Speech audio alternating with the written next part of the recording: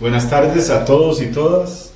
Agradecemos su atención desde distintos centros educativos del país. Les habla Marvin Carvajal Barrantes, asesor nacional de estudios sociales. El día de hoy se continúa con el ciclo de videoconferencias y grabaciones que abarcan diferentes temáticas del programa de estudios sociales vigente en la educación secundaria. Agradecemos al Instituto de Desarrollo Profesional, al Departamento de Tercer Ciclo y Educación Diversificada y a la Escuela de Historia de la Universidad Nacional este espacio que resulta fundamental para el fortalecimiento de la calidad de los procesos educativos que se llevan en los salones de clases, específicamente en la asignatura de estudios sociales. La charla de hoy versará sobre uno de los ejes fundamentales de los nuevos programas de estudio citado, que se titula La conservación del medio ambiente. Esta temática es un eje transversal del programa de estudios sociales, el cual brinda una orientación académica y pedagógica en el marco del Desarrollo Sostenible UNESCO 2012 para abordarla de manera detallada según los temas que se han tipificado para el segundo periodo y tercer periodo de séptimo año, octavo año y el tercer periodo de décimo año. Damos la bienvenida a Lara Bolaños, asesora nacional de estudios sociales, y a Maximiliano López, historiador de la Escuela de Historia de la Universidad Nacional. A ambos les solicitamos unas palabras para que brinden el saludo correspondiente. Empezamos con Lara. Muy buenas tardes a todos. Muchísimas gracias por una vez más estar atentos a estos espacios. También de lo que decía Marvin, el interés de esas grabaciones es poder colaborar en el abordaje de las diferentes temáticas que se presentan en el programa de estudio. Un agradecimiento profundo a nuestros amigos y colaboradores, en este caso de la Universidad Nacional, y la persona de Maximiliano López, a quien le damos un cordial saludo. Bienvenido, Max. Muchas gracias, Laura. Agradecerle en especial al Ministerio de Educación, al IDP, por la invitación para participar de estas actividades. Efectivamente, para la universidad y para la Escuela de Historia en particular es muy complaciente poder colaborar en estas charlas, sobre todo porque entendemos que es nuestra responsabilidad como institución de educación colaborar en estos procesos de formación continua y aportar también nuevas visiones al abordaje de los temas que se proponen en los planes de estudio del MED. Como verán ahora más adelante, pues esta presentación justamente busca eso, no solamente abordar el contenido como tal cual está planteado, sino además ofrecer algunas lecturas o algunas interpretaciones sobre lo que ha ocurrido con, en este caso, la conservación en Costa Rica. Seguidamente haremos una alusión a los atestados del ponente. Don Maximiliano López tiene una maestría en Ciencias en Historia Aplicada con mención en Estudios Agrarios por la Escuela de Historia de la Universidad Nacional de Costa Rica. Es máster en Pedagogía con énfasis en Diversidad en los Procesos Educativos por la Escuela de Educación Básica de la Universidad Nacional de Costa Rica. Es docente de la Escuela de Historia en la carrera de Estudios Sociales e investigador en área del poder y control social, así como colaborador en el campo de la historia ambiental. Entre sus campos de trabajo también destaca la producción y edición de textos educativos.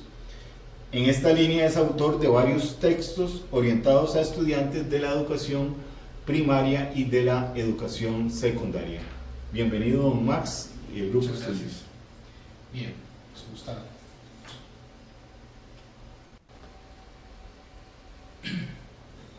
Bien, lo que quisiera empezar señalando es que el tema de la conservación es algo, como bien lo señalaba Marvin al inicio, es un tema bastante amplio que puede interpretarse como un eje transversal a muchos de los contenidos que están en los planes de estudio desde séptimo hasta undécimo, pero al mismo tiempo es un tema complejo en el sentido de que acepta distintas lecturas en relación con cuál ha sido de su desarrollo. En este sentido, me interesa dejar muy en claro desde el inicio que esta es una de las posibles interpretaciones y de lecturas que se puedan hacer del proceso, y en este sentido, pues quizás algunos de los elementos que voy a mencionar resulten algunos conocidos para la mayoría de los que nos escuchan, y quizás algunos un poco más novedosos, que esa sería un poco el objetivo de la charla. Como primer elemento y como una forma de aclarar el punto de partida, yo quisiera señalar que la conservación, el modelo de conservación en Costa Rica es un modelo exitoso.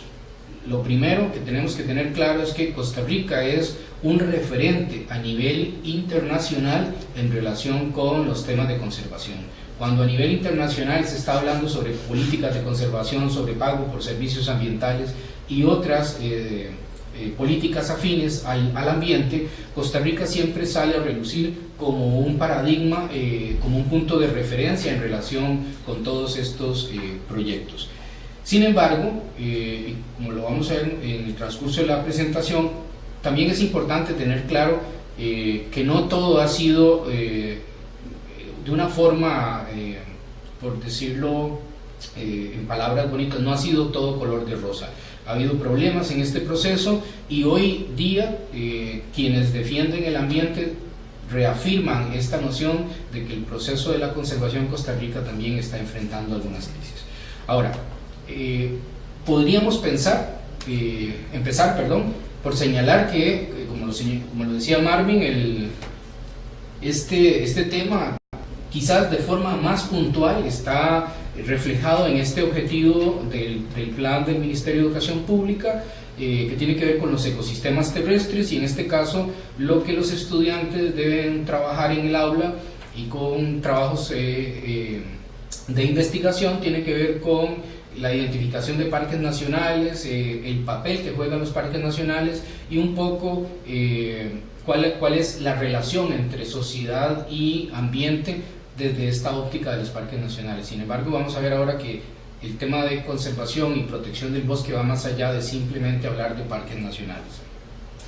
Este tema en particular es un tema que permite tender lazos, tender explicaciones y llegarle a la comprensión más oportuna de algunos temas relacionados, por ejemplo, con lo que es la herencia colonial, el tema de huella ecológica que se ve desde séptimo, que en octavo se ve a través de lo que es la huella hídrica y otros componentes, el problema hídrico propiamente dicho, los problemas relacionados con contaminación, con cambio climático y presión sobre los bosques, las estrategias impulsadas por distintos países de América Latina para promover la reforestación, la distribución espacial de la producción de alimentos, porque de alguna forma también el conservar implica que hay terrenos que se dejan de producir y esos alimentos en alguna parte tienen que producirse, y esto dentro de la lógica de lo que llamamos el metabolismo social nos lleva a un concepto que tiene que ver con el costo territorial, es decir,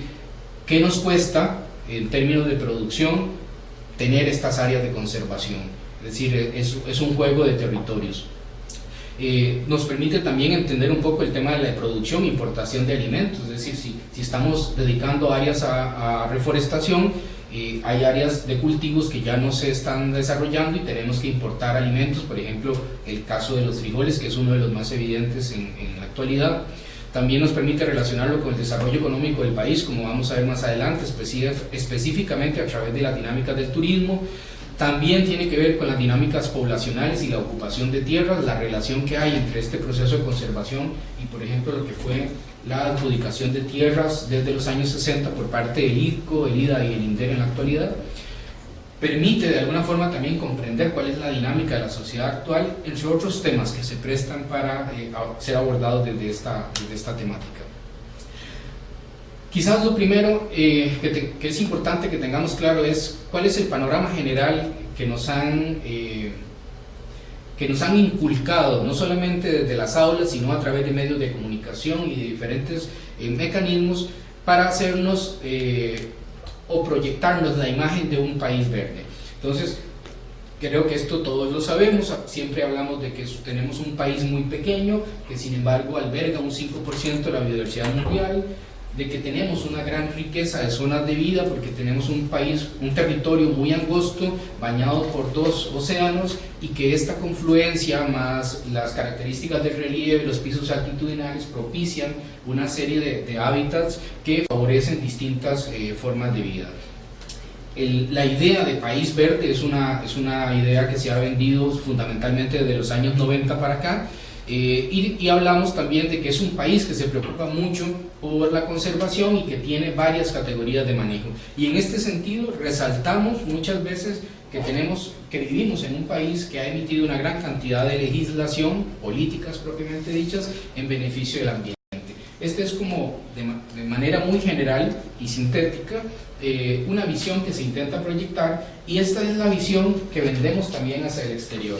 Cuando le preguntamos a un extranjero que nos visite, o si tenemos la oportunidad de viajar y hablamos con gente de otros países, usualmente este tipo de insumos, este tipo de valoraciones son las que se manejan en el exterior en relación con nuestro medio ambiente. Ahora, ¿cuál ha sido este proceso?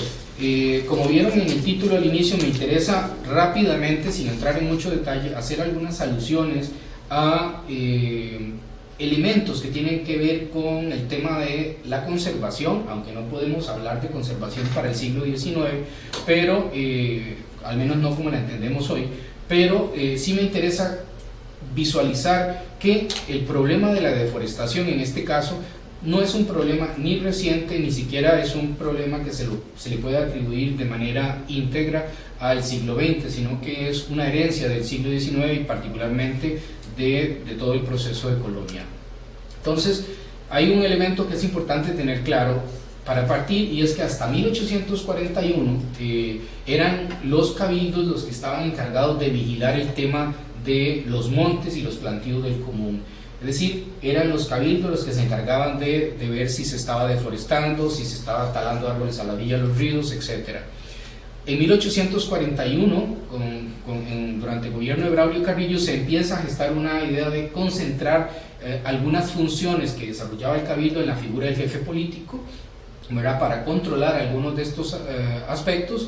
En 1862 se emiten ordenanzas municipales donde también se dictan algunos lineamientos relacionados con la protección del ambiente, y eso cambia ya más recientemente con los artículos 169 y 170 de la Constitución de 1949, donde de alguna forma se establecía la necesidad de tener un código municipal, el cual es hasta en 1970 que se emite el primer código municipal, y ahí no solamente las municipalidades, sino que un conjunto de instituciones solamente llegan a representar un papel de apoyo a lo que es la gestión de los recursos naturales. Por ejemplo, el Servicio Nacional de Electricidad para colaborar con lo que era la conservación del recurso hídrico, y el Servicio de Parques Nacionales, que era el encargado de la protección y la conservación de los recursos forestales específicamente. Pero bueno, esto es como un primer panorama para tener claro en términos del siglo XIX quién era el que tenía que controlar el tema de la deforestación.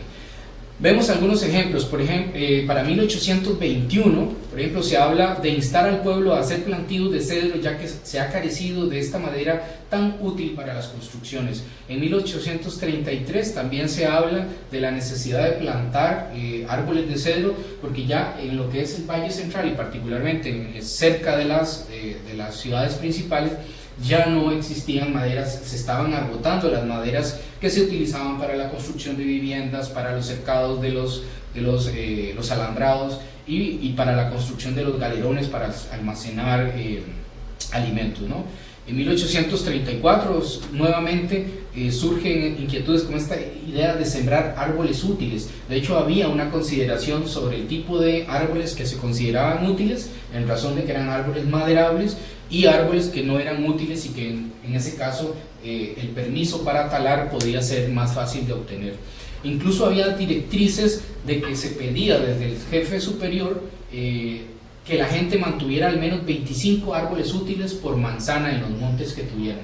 Es decir, era como algunas indicaciones en relación con lo que debía estimarse como necesario para que el recurso forestal no desapareciera del todo. Por ejemplo, en la Municipalidad de Esparza, en 1834, emite un acuerdo para reglamentar la tala de árboles en las orillas de los ríos y las quebradas, y así otros ejemplos en 1847, y ya entrando el siglo XX, la causa seguida contra Pedro Meléndez Ocampo por la tala de árboles en los márgenes del río María Aguilar, propiamente en San José. Ejemplos como este de casos de juicios seguidos por tala ilegal abundan en las referencias en la documentación del siglo XIX, y eso nos hace ver en gran medida la importancia que tenía el tema de la madera. Estos son datos, por ejemplo, de la segunda mitad del siglo XIX, y ahí podemos ver muy claramente cómo entre 1884 y 1885 la exportación de madera en trozas ocupaba el tercer lugar en importancia en la exportación del país, solo superado por el café y por los racimos de banano. Eso es un indicador claramente de que durante el siglo XIX la explotación maderera tuvo un auge bastante importante, y que el país empezó a experimentar los beneficios que implicaba exportar madera fuera del territorio. Esto obviamente va a tener muchas repercusiones. Este pequeño panorama que les he mostrado nos permite hacer una primera lectura, y como les decía al inicio, entender que el problema ambiental y el problema específicamente de la deforestación no es un problema del siglo XX, es un problema que venía desde la colonia, lo heredamos en el siglo XIX, y es un problema que todavía está poco estudiado. Claramente, es una de las razones por las cuales no se ha estudiado a profundidad, es porque las fuentes que hablan de esto quizás son abundantes, pero son muy escuetas en el sentido de la información que ofrecen, y en parte también porque no ha sido una lectura que haya interesado a algunos investigadores en otro momento, pero que conforme el tema ambiental se va presentando es cada vez más interesante reconocer cuál fue esta dinámica desde el periodo colonial. Los datos sugieren que el acelerado proceso de deforestación entre finales del siglo XIX y principios de la década del 20 se debe probablemente, entre otras cosas, a la expansión de la actividad cafetalera y a las plantaciones bananeras ligadas a la apertura del ferrocarril al Caribe. Es decir, si tenemos claro que el siglo XX es un parteaguas en términos de lo que es el proceso de deforestación, tendríamos que pensar que estas dos actividades, tanto la expansión cafetalera como las plantaciones bananeras hacia el Caribe, impulsaron fuertemente la deforestación en estos sectores. Las referencias a juicios, como les decía anteriormente, ligados a madera, durante el siglo XIX hablan de la importancia que tenía la deforestación y el comercio de la madera durante el siglo XIX. Ahora, ¿cuál es la dimensión social y política que tiene este proceso? Es decir, ¿cuál era la percepción, por ejemplo, que tenía la gente sobre las áreas naturales? Acá les presento una descripción de don Enrique Cooper. Es una descripción hecha para 1838, fue publicada por segunda vez en 1896, pero es muy interesante porque él aquí lo que habla es de la importancia de construir un camino que comunique el Valle Central, en este caso San José Cartago, con la región de Matina. Pero lo que me interesa un poco rescatar de acá es esta frase de terrenos feraces, es decir, es la forma en cómo en el siglo XIX se visualizaba el territorio, y especialmente las áreas de selva, las áreas boscosas, ¿no? Tenemos otros ejemplos, en este caso el Caribe Norte, lo que hoy es toda la zona de Tortuguero. Por ejemplo, para 1886 ya el gobierno tenía contratos mediante los cuales se estaban canalizando algunos de los cauces de agua, y la visión que existía en ese momento era que a partir de ese proyecto se iba a poder explotar la cantidad de maderas que existían en la zona. Es decir, la apertura de caminos, la posibilidad de acceder a estos territorios era fundamental para explotar la madera, colonizar los territorios y meter estas áreas dentro de la actividad agrícola del país. Lo mismo con Guanacaste en 1891, hacia finales del siglo. Por ejemplo, se habla de que no se están explotando los terrenos y las riquezas que tiene Guanacaste en este caso. Y por ejemplo se señalaba como una de las cosas o como una de las propuestas, fomentar en gran escala la industria pecuaria. Esto es fundamental porque para finales del siglo XIX especialmente, mucha de la carne que se consumía en Costa Rica era carne que se importaba como ganado en pie desde Nicaragua. Entonces la gente veía cómo estábamos desaprovechando la posibilidad de utilizar las tierras de Guanacaste para impulsar la ganadería la ganadería de forma en gran escala y dejar de depender de la importación de carne desde Nicaragua. Claramente sabemos que hacia mitad del siglo XX todo lo que fue el boom de la ganadería en Guanacaste, el tema de la conexión con las comidas rápidas en el mercado estadounidense, toda la expansión de cadenas como por ejemplo McDonald's, significó un acelerado crecimiento de los hatos ganaderos en toda América Latina y eso fue algo que Guanacaste pues, sufrió a mitad del siglo XX. Pero es interesante rescatar aquí que ya desde finales del siglo XIX se veía ese potencial para Guanacaste. Ahora, por ejemplo, es un dato que nos permite visualizar hacia principios del siglo XX la cantidad de aserraderos y sierras que estaban registradas por provincia en Costa Rica, y podemos ver con mucha facilidad cómo en Punta Arenas y en Guanacaste precisamente eran las dos provincias donde aparece registrada la mayor cantidad de aserraderos y sierras. ¿Qué significa esto? Bueno, esto significa que tanto Punta Arenas como Guanacaste son frentes, no solamente son frentes de colonización, sino que son frentes de explotación de la madera. Y eso nos sirve como un indicador para entender cómo efectivamente ese proceso de deforestación desde principios del siglo XX ya iba con mucha fuerza hacia estas provincias. De Heredia, a principios del siglo XX, bueno, en realidad ya bastante entrado el siglo XX, vemos como por ejemplo Luis W. Segreda, en un libro sobre apuntamientos geográficos de la provincia de Heredia, señalaba que lo que son las llanuras de Santa Clara hoy en día se visualizaban como un emporio de riqueza para el país y que ese emporio iba a poder ser explotado, iba a poder ser puesto al servicio de la riqueza del país una vez que se hubieran despejado los inmensos bosques, es decir, se hubiera talado todo el bosque que había en la zona. Estas concepciones, estas alusiones al bosque como un elemento por vencer son muy comunes en toda América Latina en los procesos de expansión. Eso tenemos que tenerlo claro. Y precisamente aquí con el caso de Heredia vuelve nuevamente una alusión al tema de los caminos, es decir, se hablaba de que la dificultad para explotar las riquezas de una zona como esta era el problema de que había alrededor de 50 kilómetros de vía que había por construir entre Heredia y San Miguel para poder llegar a esta región y explotar los vastos recursos que existían. Es interesante tal vez rescatar algo que hacia finales de los años 50 Costa Rica había establecido una relación muy importante con Estados Unidos en el marco de la Segunda Guerra Mundial. De hecho, Costa Rica estuvo a través de convenios plantando hule, abacá y otras especies de árboles que servían para la industria naval, por ejemplo como la balsa también. Y a raíz de esa relación con Estados Unidos en el contexto de la Segunda Guerra Mundial, desde Estados Unidos se daban recomendaciones al país sobre lo que debía hacerse en términos de la conservación. Y uno de los elementos que señalaban, por ejemplo, era la idea de que como estábamos abriendo la carretera interamericana, entonces básicamente la indicación era que el país, y el gobierno específicamente, debía adelantarse a la colonización para llegar a estas áreas que estaban siendo abiertas a la ocupación humana y definir de manera anticipada cuáles eran las zonas que debían conservarse, para que cuando la gente fuera migrando hacia esas regiones ya hubiese espacios protegidos. Eran recomendaciones que se hacían en ese momento.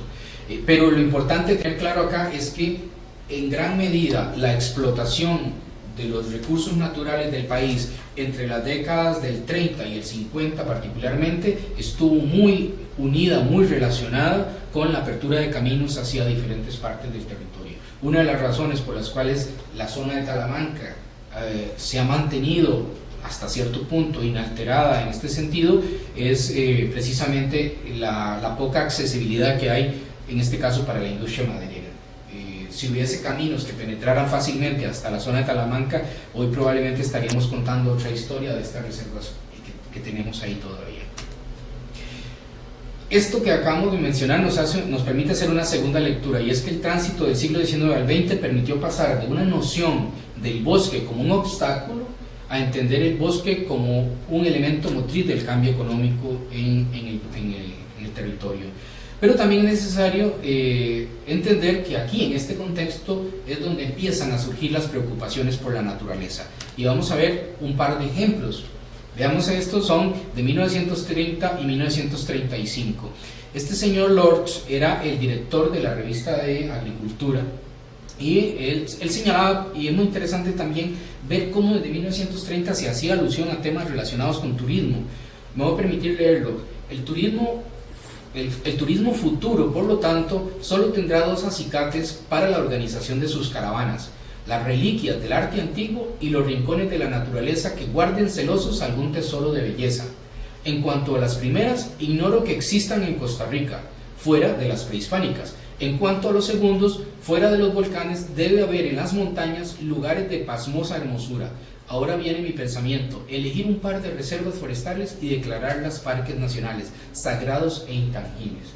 Esta cita es muy interesante porque, primero, estamos hablando de 1930 y se está haciendo alusión a dos aspectos puntuales que van a cobrar vigencia mucho tiempo después. El primero es el considerar el turismo como un elemento importante dentro del desarrollo nacional, y otro es que esta es una de las primeras referencias conocidas de forma directa a la idea de declarar parques nacionales.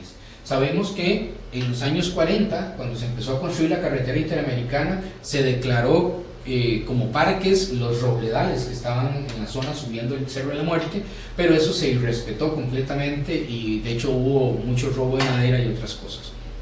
Pero vamos, en ese sentido podemos ver claramente aquí el interés por conservar.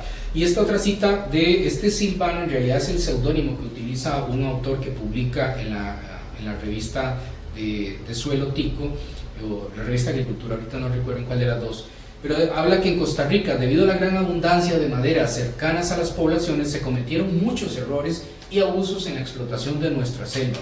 Sin embargo, hoy día, que ya las selvas se han ido alejando de los centros de población, se siente la imperiosa necesidad de una legislación apropiada en esta materia, así como también de la protección decidida del Estado para esta fuente importantísima de riqueza nacional.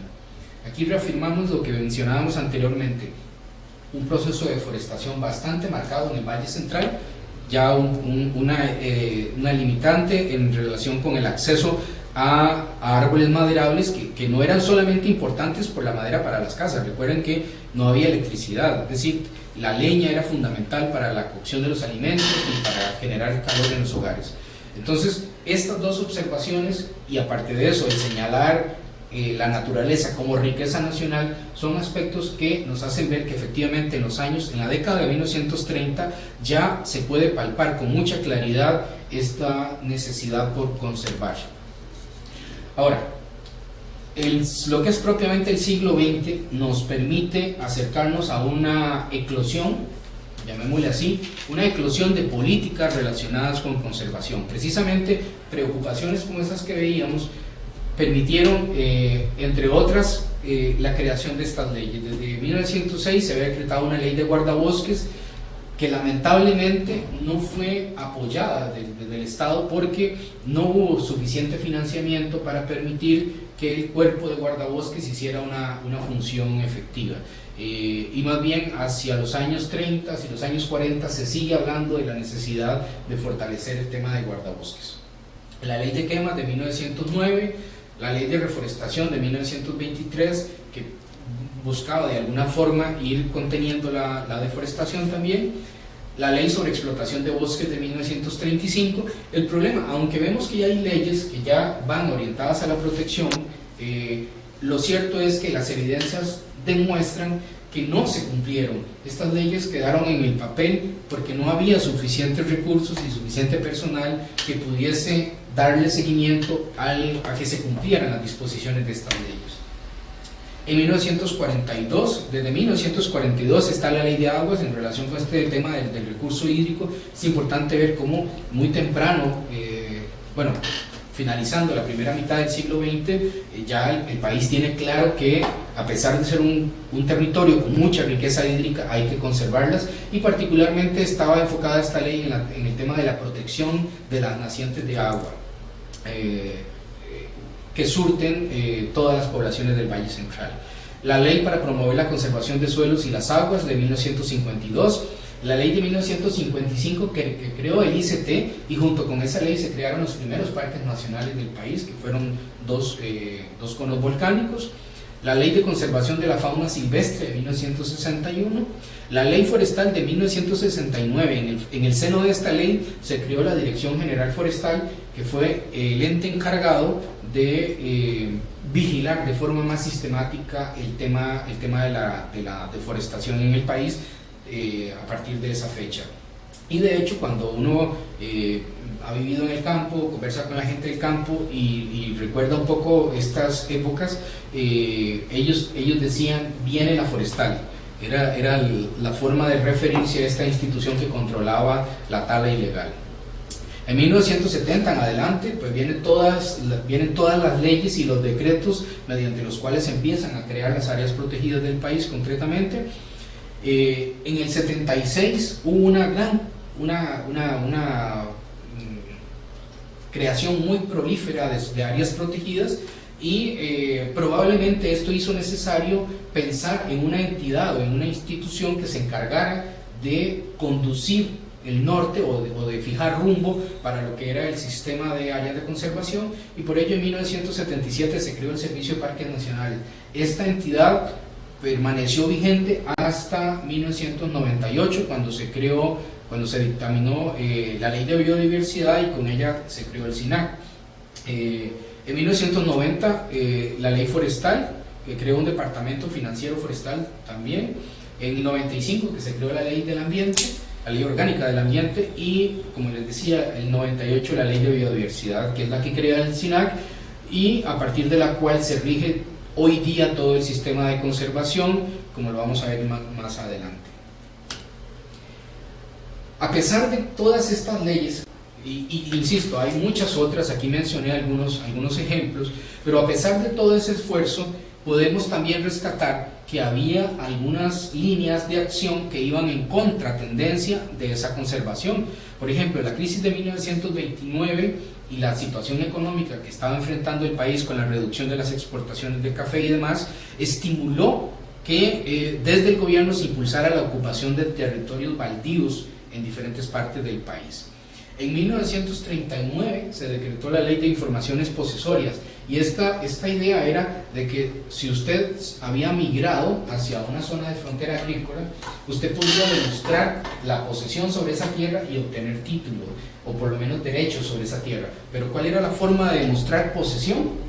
Era talando, era botando el bosque. Pero además hay un elemento cultural que estaba relacionado con esto, y es que en términos agrícolas y en términos campesinos, ¿qué significaba ser un buen trabajador?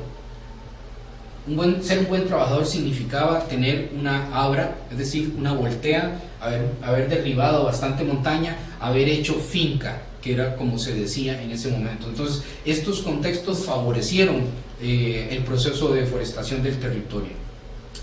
Además, algo que pareciera, digamos, como no solamente contratendencia de conservar, sino además como un poco ilógico, en 1915 se había creado un impuesto para las tierras incultas.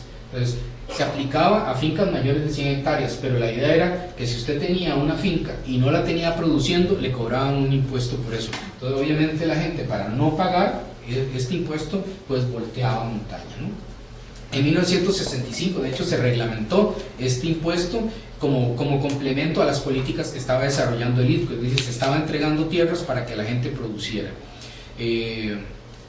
Y en 1969, propiamente con la ley forestal, que dentro de la Dirección General Forestal se definió como unos objetivos promover y fomentar el desarrollo de la industria forestal.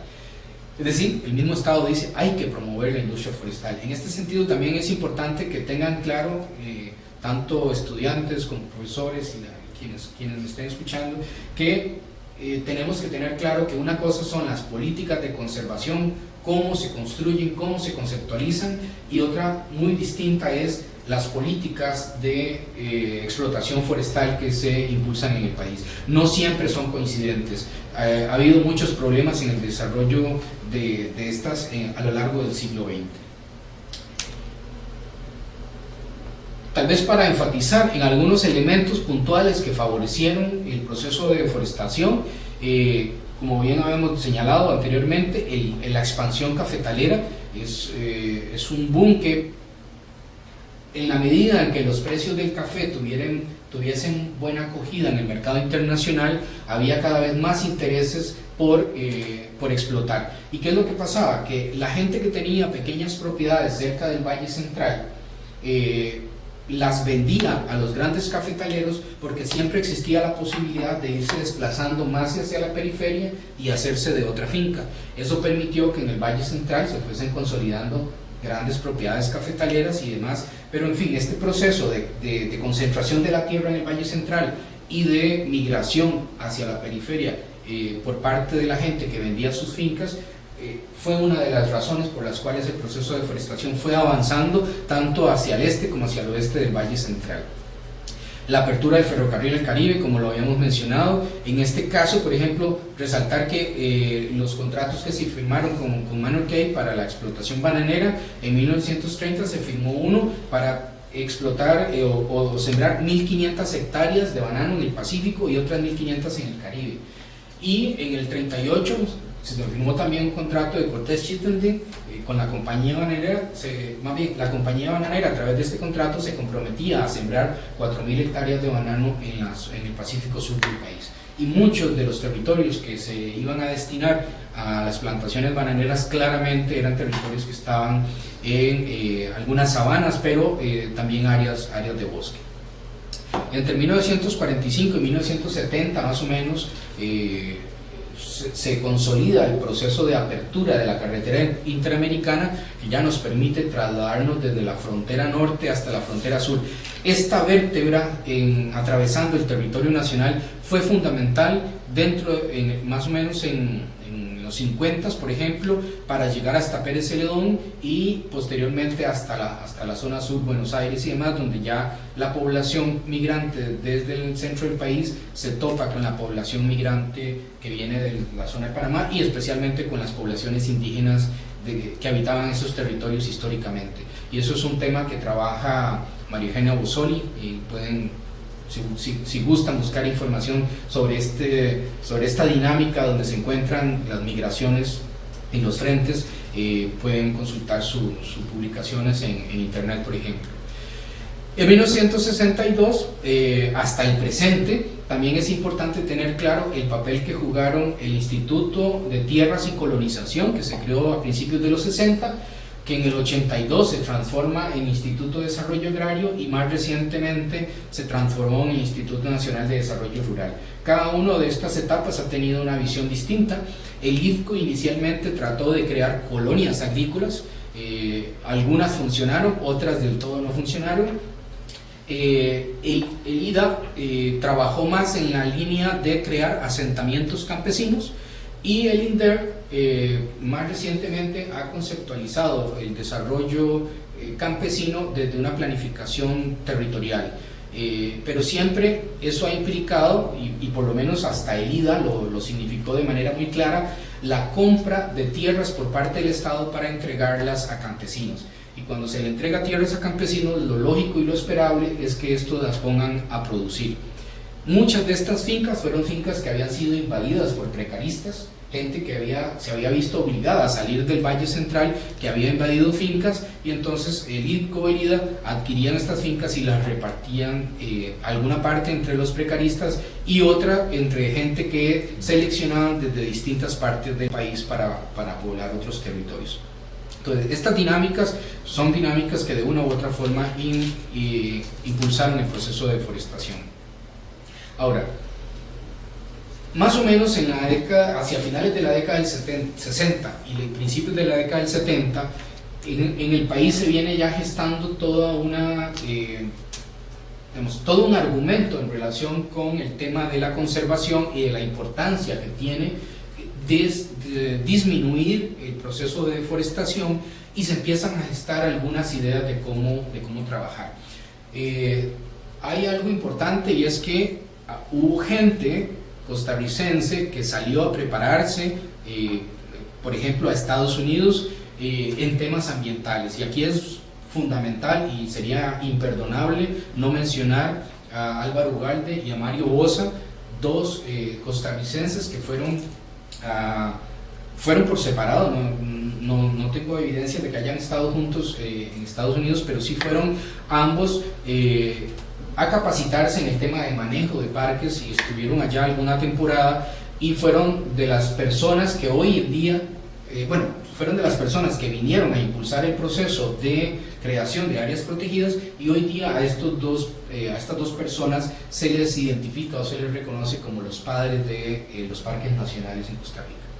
Pero adicionalmente, en esta línea vemos cómo el Estado empieza a tratar de gestar otras iniciativas que permitan ir disminuyendo el tema de la deforestación, e incluso que permitan ir hacia la reforestación. Y particularmente podemos destacar lo que fueron los certificados de abono forestal. Incluso se empezó con deducciones del impuesto de la renta, es decir, si yo tenía que pagar X cantidad por la finca que tenía, pero estaba dispuesto a plantar árboles en mi propiedad, podía, digamos, de esa manera deducir el impuesto. Luego vinieron los certificados de abono forestal en distintas modalidades. En el 96, ya de forma más clara, empezaron los incentivos para reforestar, para los manejos de bosques, etc. Se estima, estos datos siempre son no contradictorios, pero no son unánimes, en el sentido de que hay fuentes distintas que nos dan distintos datos, valga la redundancia. Pero se estima que entre el 79 y el 95 se logró reforestar alrededor de 140.000 hectáreas a través de estos mecanismos de certificados forestales y de incentivos. Y ya en el 96 propiamente se crea el Fondo Nacional de Financiamiento Forestal, que hoy conocemos como FONAFIFO, que empieza a operar sobre todo en el 97, y a partir de él se empiezan a desarrollar los programas de financiamiento forestal. Entonces, partiendo de este escenario, nos preguntamos ¿por qué razones qué razones motivaron este proceso, esta toma de conciencia, esta necesidad de detener la deforestación? Claramente hay dos elementos que podemos citar, y uno es todo este espíritu de conservar que hablamos de que podemos identificarlo claramente desde los años 30. Más bien podríamos decir de alguna forma que si lo identificamos en los años 30 y hasta en los años 70 estamos empezando ya de forma seria a declarar áreas protegidas, significa que nos tardamos un poco, tardó bastante en madurar esa conciencia. Pero además el punto también importante de rescatar es que la madera era un elemento fundamental dentro de la economía nacional, y para poder seguir con su explotación era necesario establecer pautas que nos permitieran hacerlo de manera racional. Y en este sentido la racionalidad imperaba en el sentido de al menos poder reforestar áreas de las que habían sido deforestadas en el pasado y mantener con bosque aquellas zonas que aún lo tenían y que no tenían vocación, por ejemplo, para la agricultura o para la ganadería. Uno de los primeros proyectos que se desarrolló en el país de forma concreta en relación con la conservación de recursos naturales fue el proyecto Corena, que fue financiado de hecho por presupuesto de Estados Unidos, de la Agencia Internacional para el Desarrollo. Pero es interesante esta partecita que ven ahí subrayada, porque claramente dentro de las argumentaciones de este proyecto de conservación de recursos naturales se veía que estaban íntimamente relacionados con la restauración de la cobertura boscosa. Es decir, el bosque es el elemento fundamental para recuperar la biodiversidad y conservar todos los recursos naturales que están íntimamente relacionados con su existencia. Es interesante, por ejemplo, un tema en el que por otras razones he estado participando, pero una de las cosas que afectó mucho el desarrollo de la agricultura entre los años 70 y 80, por ejemplo, fue el cambio en los sistemas agrícolas.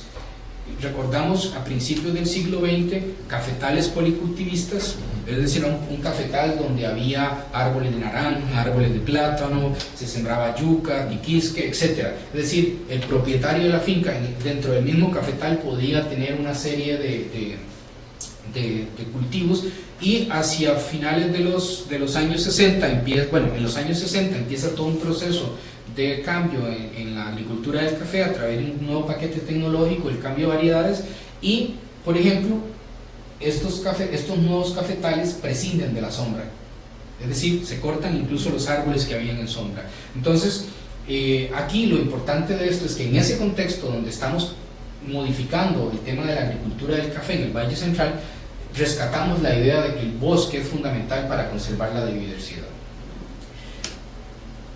Esto nos lleva a una tercera lectura muy puntual, y es que el interés por la conservación puede ubicarse fácilmente en la primera mitad del siglo XX, pero es a partir de la década de 1970 cuando se desarrolla lo que se ha denominado el boom de la conservación.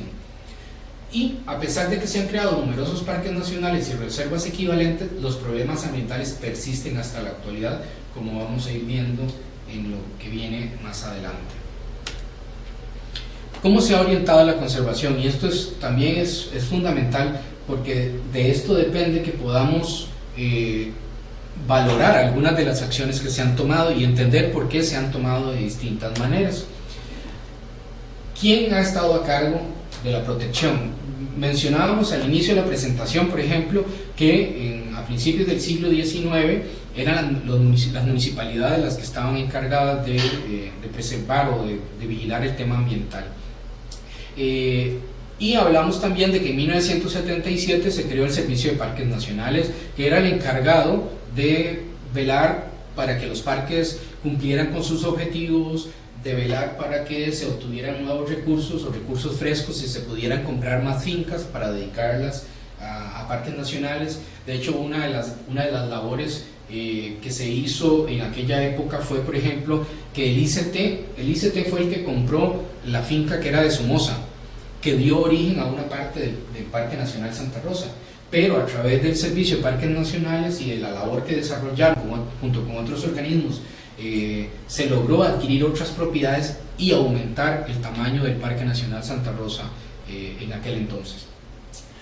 Hasta 1988, el tema de la conservación, como la podemos entender hoy día, estuvo segmentado y estaba en manos del Ministerio de Agricultura. Estuvo segmentado en tres secciones: era el Servicio Nacional de Parques Nacionales, la Dirección General Forestal y la División de Vida Silvestre.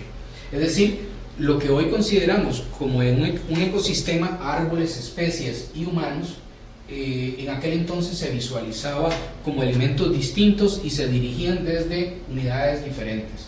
Entonces es lógico entender que las políticas y algunos de los lineamientos que se dictaban para proteger el bosque no necesariamente protegían la vida silvestre o viceversa, ¿verdad? Entonces eso es importante tenerlo claro.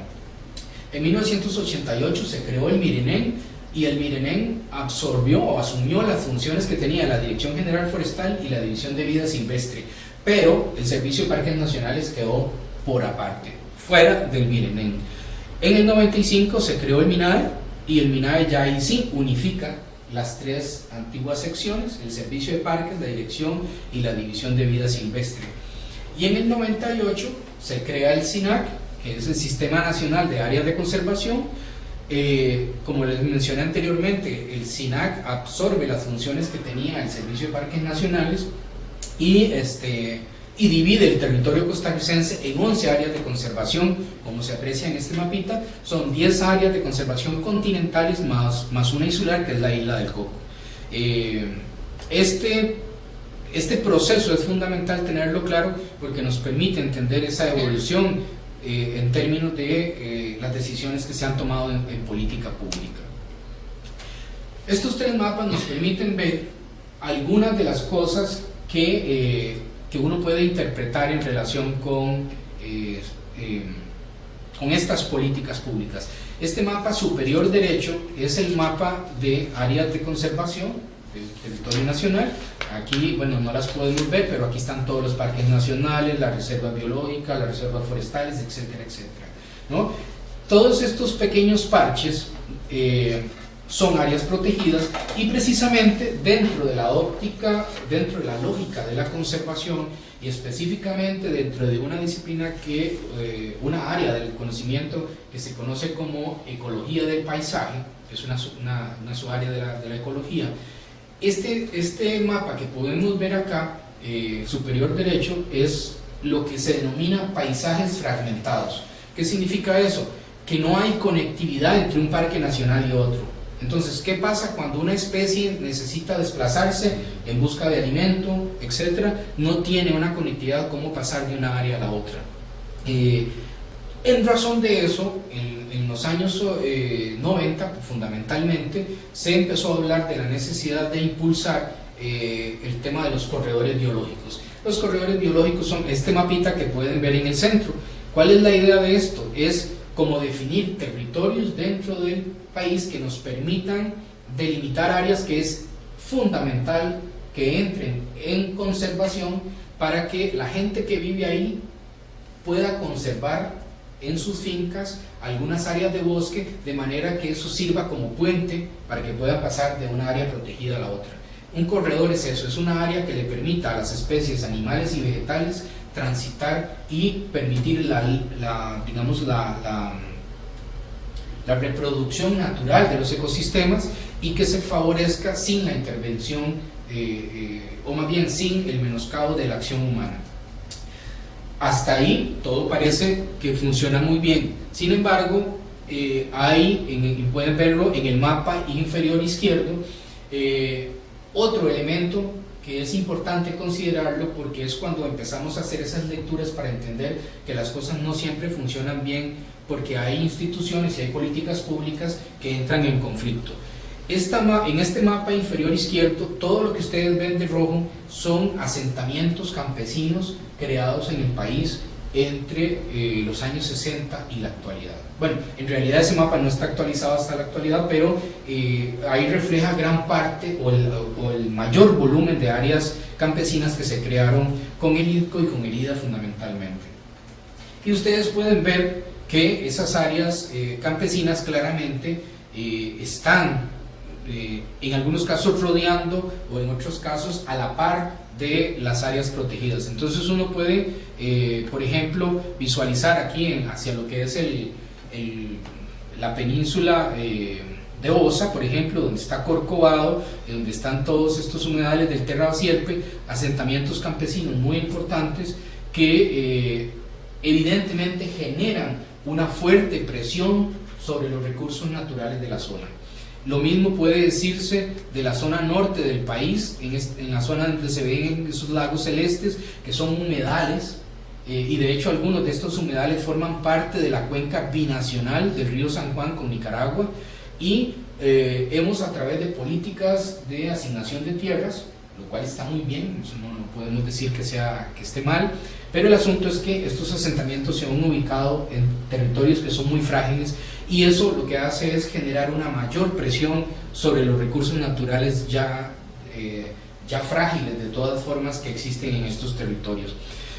Pero lo más importante de entender en esto es que cuando llevas la población a vivir a la par de una área protegida, aquí debería haber, quedar en el centro de ambas, que debería quedar una zona que se denomina zona de amortiguamiento, es decir, es una zona que permite que no haya un choque directo entre la actividad humana y el área conservada. Sin embargo, eso no se ha respetado, y en la mayoría, por no decir todas las áreas protegidas del país, las personas conviven diariamente con la frontera del Parque Nacional, y eso ha favorecido en muchos casos la propagación de incendios forestales especialmente en las áreas protegidas de Guanacaste, que por el tema del trópico seco es muy fácil que en verano un incendio se propague con mucha facilidad, pero también incluso en la zona de Caño Negro, que es un humedal, la biomasa que se acumula de los árboles y de los yolillales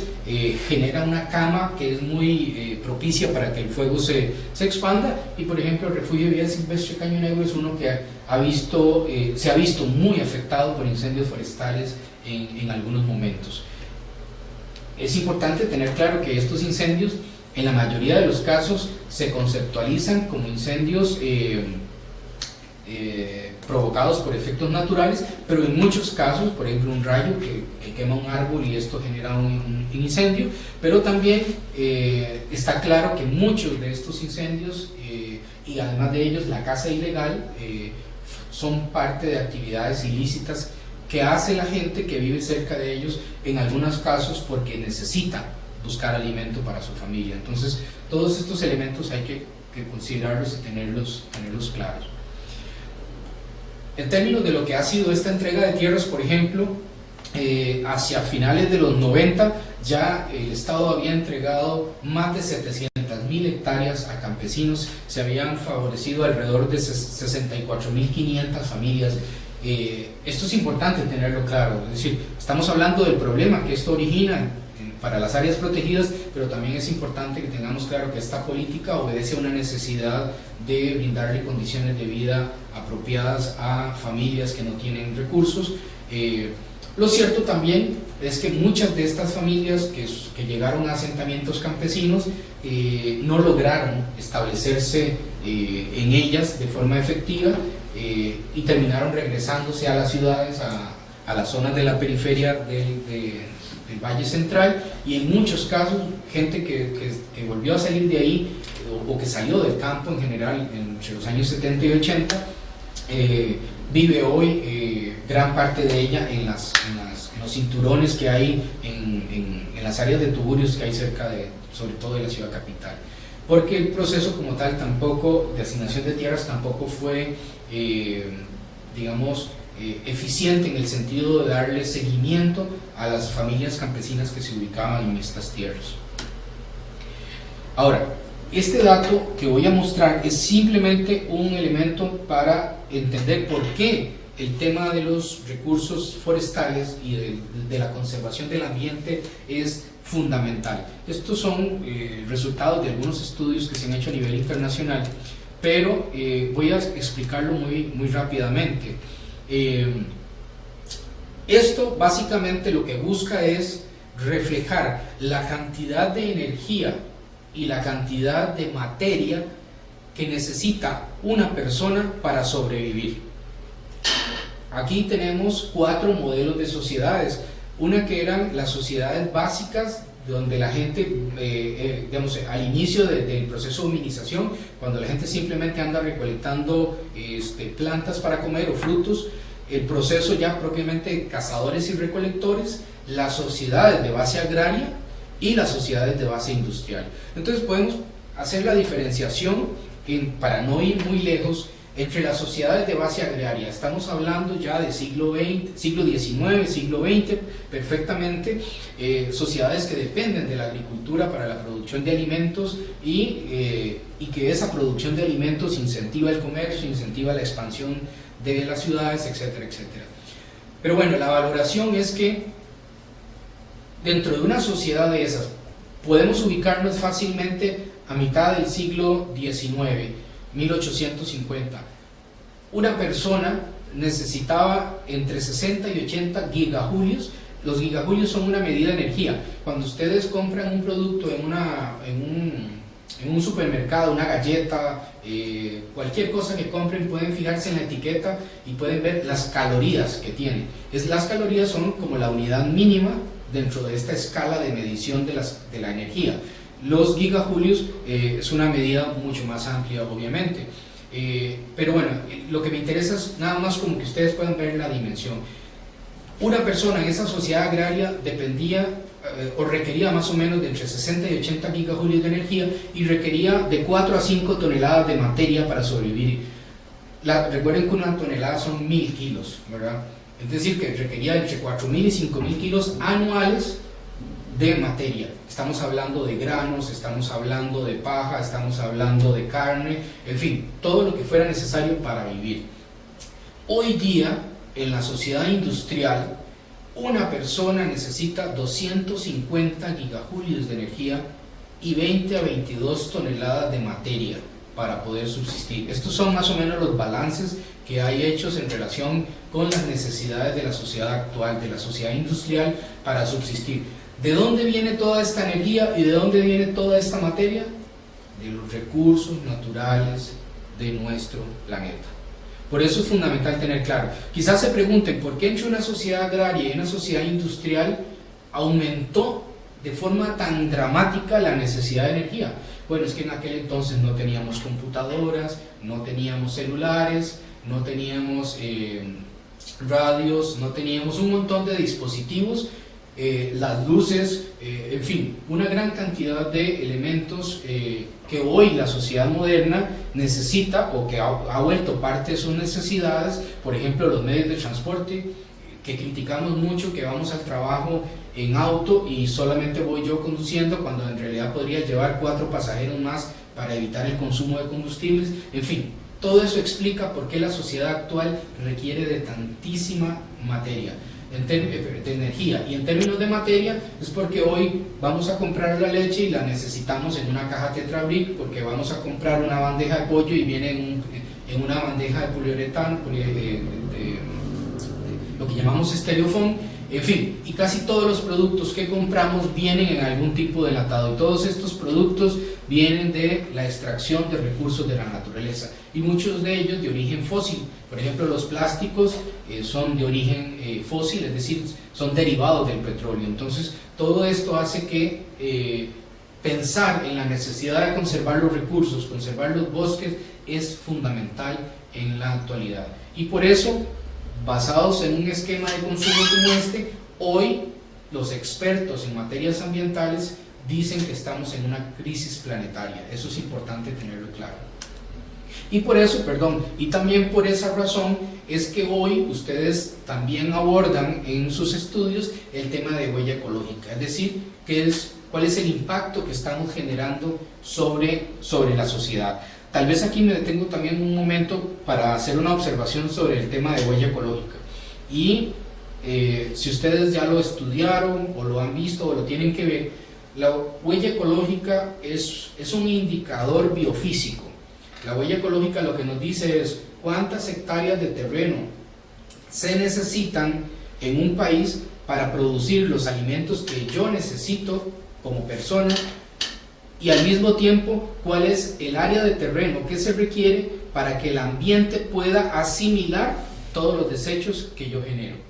Eso se llama biocapacidad, es decir, la capacidad del ambiente para generar mi alimentación y asimilar mis desechos.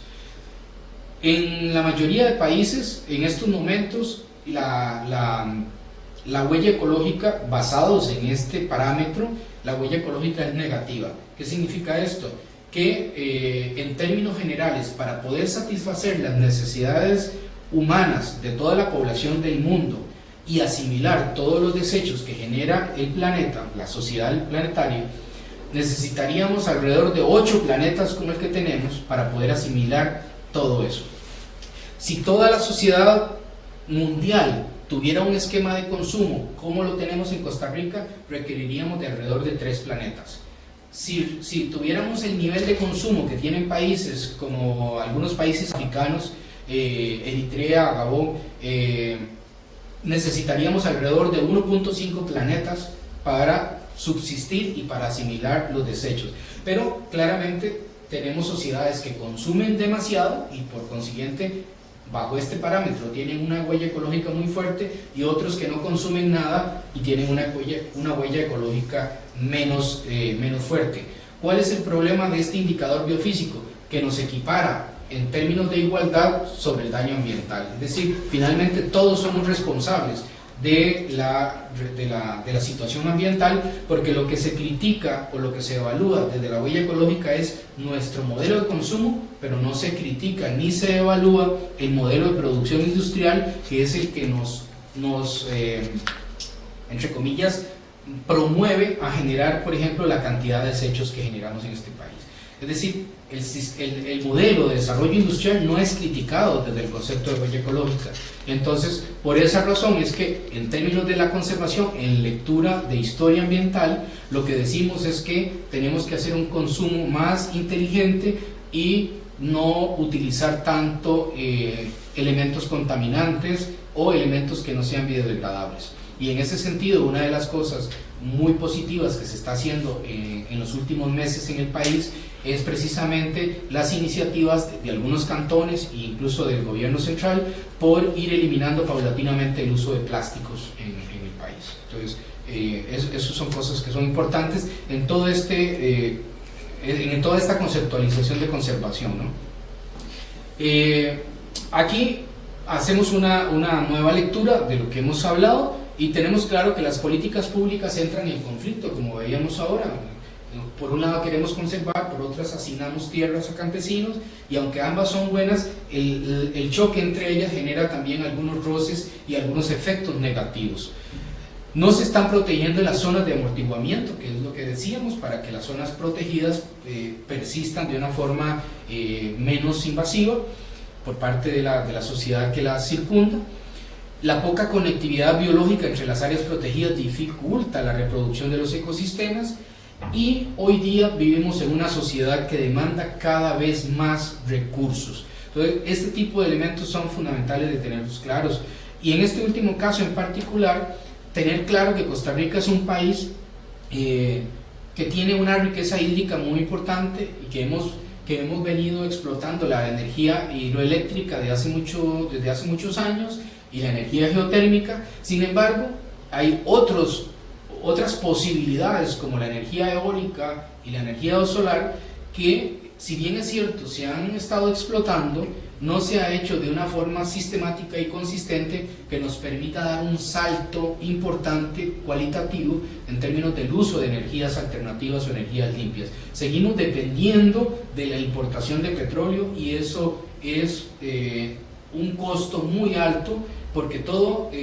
eso se transfiere a la sociedad en términos de costos de vida. Ustedes lo tienen claro, los que andan en carro saben que escuchan a sus papás o a sus familiares preocupados cuando vienen las alzas en la gasolina, y cuando hay alzas en la gasolina generalmente hay alzas en los productos de la canasta básica. ¿Por qué? Porque trasladar todos los productos de un lado a otro, de los puertos a los supermercados, la distribución de esos cultivos, etcétera, todo eso implica consumo de combustibles, y entonces hay que subirle el precio a los productos comestibles para poder subsidiar el costo en que se incrementan los combustibles fósiles.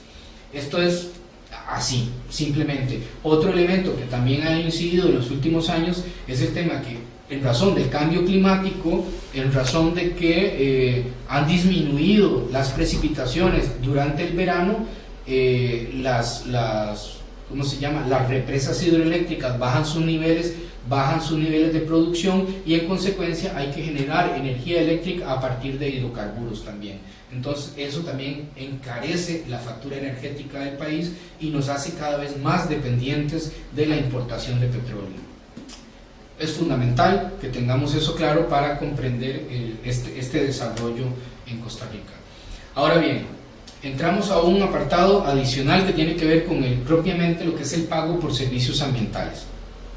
Como ya lo mencionamos en algunas filminas atrás, uno de los primeros impulsos y más interesantes fue desde los años 70 los certificados de abono forestal para contribuir a detener la deforestación en el territorio nacional, y a partir del 97 la creación del Fondo de Financiamiento Forestal. El financiamiento forestal tiene distintas modalidades. Hay países donde las grandes transnacionales se encargan de pagarle directamente a la gente para que reforeste, por ejemplo, y a través de eso estas grandes empresas contribuyen con la fijación de carbono. La fijación de carbono es la función que cumplen los árboles de captar el CO2 que hay en el aire y llevarlo hasta la tierra. Eso se transforma en nutrientes, se transforma en la misma madera de los árboles, etc. hay distintas modalidades de pago por servicios ambientales. La que usamos o la que se aplica en Costa Rica es una modalidad de pago por servicios ambientales de carácter estatal. ¿Qué significa? Que es el Estado el que le paga a los finqueros para que sean ellos quienes conserven los bosques y reforesten. Esto es también importante para, por ejemplo, entender este gráfico. Esto es una tendencia de cómo ha ido sumándose nuevas cantidades de hectáreas de terreno a la reforestación en el país, dependiendo de las modalidades de manejo. Ahí pueden ver claramente lo que son las áreas de protección de bosque, de manejo de bosques, las áreas para reforestación propiamente y regeneración natural. Como podemos ver, básicamente desde el 2003, el promedio de hectáreas que se ha sumado cada año a estos procesos de servicios ambientales, en promedio son más de 40.000 hectáreas por año, lo cual es muy importante, y ahora vamos a ver unos mapitas que son indicativos de cómo este proceso permitió recuperar la cobertura boscosa en el territorio. Ahora, es fundamental tener claro que estos servicios ambientales, estos pagos por servicios ambientales se desarrollan a través de una modalidad que se llama contratos quinquenales. ¿Qué significa esto? Si yo soy un finquero, vivo en Guanacaste y tengo una finca de 100 hectáreas, yo puedo firmar un contrato con Fonafifo para reforestar 30 hectáreas de mi finca. Por cada hectárea de terreno hay un pago específico que el Fonafifo hace. Ahorita no recuerdo y no traje los montos, pero digamos que si yo voy a reforestar 30 hectáreas, tengo derecho a un monto X, ¿verdad? Por ese servicio ambiental que yo voy a prestar, y ese monto no me lo dan de una sola vez, sino que me van dando un año, me dan una parte, al segundo año me dan otra, al tercero, hasta que se cumple el quinto año y ahí se finiquita el contrato. A partir de eso, yo tengo la potestad de volver a firmar otro nuevo convenio, otro nuevo contrato para seguir reforestando o conservar el bosque, o puedo dejar la dinámica hasta ahí. Parte del problema que hay en relación con los servicios ambientales es que no hay suficientes estudios que nos permitan en la actualidad saber qué tanto está favoreciendo las plantaciones forestales a la conservación como un todo. Y entendamos que la conservación no es solo mantener los bosques, conservación es mantener la biodiversidad en toda su complejidad. Y no hay estudios concretos, incluso a nivel internacional hay discusiones al respecto, porque no hay suficientes datos que permitan determinar qué tanto está contribuyendo esta dinámica con el sostenimiento ambiental. Estos mapitas son los que les mencionaba. Ustedes pueden ver ahí, esto coloquialmente se le llamó o se le denominó como el mapa del striptease costarricense hasta los años 80, porque más o menos lo que reflejaban estos mapitas era cómo se había venido disminuyendo la cobertura forestal en el país hasta el 87. Ya para el 97 podemos ver una recuperación que perfectamente entre el 87 y el 97 podemos decir que esa recuperación obedece a los certificados de abono forestal, y después del 97 al financiamiento forestal propiamente dicho. Sin embargo, aquí es importante señalar, por ejemplo, estos son datos al 2011. Al 2011 el Fonafifo había firmado contratos para proteger 4.107.556 árboles en sistemas agroforestales. Este dato no estaba en el gráfico anterior, porque el gráfico anterior era por hectáreas sumadas a la conservación, pero también hay una modalidad que me permite conservar árboles solos. Entonces, volvemos al ejemplo de Guanacaste, por el tema de las sabanas y de la ganadería. Si alguien en una finca de 100 hectáreas tiene dispersos en su propiedad 150 árboles, puede firmar un contrato para mantener esos 150 árboles en su finca, y por cada árbol recibe un monto específico, igual durante 5 años. Entonces, hasta el 2011 estaban en contratos individuales más de 4 millones de árboles protegidos en este tipo, y 11.378 contratos propiamente dichos de conservación o de reforestación. Y muchos de esos contratos se firman especialmente para favorecer aquellas áreas que se denominan como vacíos de conservación, y muchos de esos vacíos de conservación están ubicados dentro de los corredores biológicos. Es decir, si tenemos un corredor biológico que nos permite conectar un área de conservación con otra, un área protegida con otra, pero no hay suficiente vegetación, entonces esas fincas que están en ese corredor biológico forman parte de la prioridad del Estado para reforestar, de manera que ese corredor biológico funcione mejor en su objetivo, ¿no? Ahora bien, dentro de este proceso hay otro elemento que es importante tener claro, y es que quiénes son los que están actuando como reforestadores en el país. Y una de las cosas importantes de tener claro es que entre 1997, cuando empieza el programa, y el 2008, muchos de los contratos que se firmaron a través de personas jurídicas. ¿Qué es esto? Que no son finqueros individuales los que firman contratos con el Estado para que les paguen servicios ambientales, sino que son, por ejemplo, sociedades anónimas con personería jurídica quienes firman contratos. Tienen grandes propiedades, tienen grandes fincas y son conglomerados que ya tienen una personería jurídica y firman contratos con el Estado para beneficiarse de esos procesos. ¿Okay? Y muchas de estas personas que están beneficiando de estos servicios están explotando las plantaciones forestales a través de la producción de madera, como vamos a ver ahorita. Este es un gráfico, aquí para ir entrando en otras también lecturas en relación con esto. Esto es un gráfico que nos permite ver entre el 96 y el 2016, en términos de millones de dólares, lo que ha significado para el país la exportación de madera, de carbón y de manufacturas, es decir, básicamente muebles. Tal vez una de las cosas que exportamos bastante son como enchapados, es decir, es madera semiprocesada para fabricación de muebles también. Podemos ver que ha ido con altibajos, pero es una línea creciente, ¿no? Es una tendencia creciente la que se muestra ahí, llegando hasta casi los 90 millones de dólares acerca del 2012. Sin embargo, cuando nosotros analizamos ya lo que es propiamente la balanza comercial, nos damos cuenta, pueden ver el gráfico de la izquierda, son la balanza comercial de productos forestales en el 2012, y de la derecha es la balanza comercial en el 2016. En ambos casos podemos notar que hay una balanza comercial negativa, tanto en el 2012 como en el 2016. No tengo la serie para mostrársela completa, pero lo importante que quería mostrarles acá es que estamos exportando madera y productos de madera, pero también estamos importando mucha madera. Entonces, aquí tenemos que preguntarnos y hacernos el cuestionamiento: ¿por qué razón en un país con tanta riqueza forestal y un país que está invirtiendo una suma nada despreciable en procesos de reforestación y de plantaciones forestales, seguimos dependiendo tanto de la importación de madera y de muebles de madera? Que es una de las cosas, como pueden ver en la gráfica, es una de las cosas que se importan, ¿verdad? Y que nos genera una balanza negativa, la importación de muebles de madera. Ahora, estos son datos como para que vayamos viendo ese escenario.